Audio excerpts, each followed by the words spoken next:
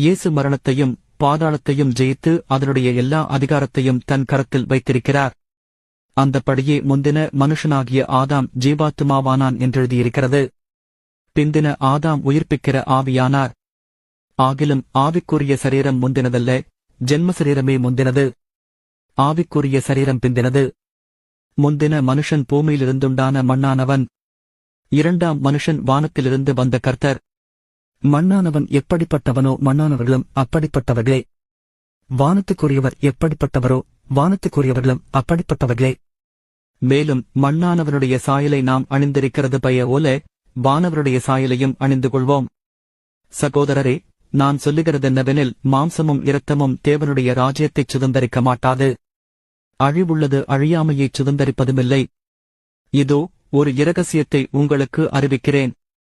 நாமெல்லாரும் நித்தியரையடைவதில்லை.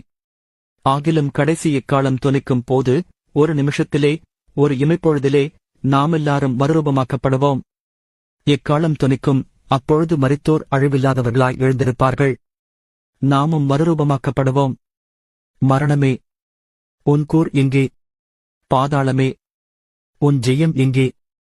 மரணத்தின் கூர் பாவம், பாவத்தின் பெலன் நியாயப் பிரமாணம்.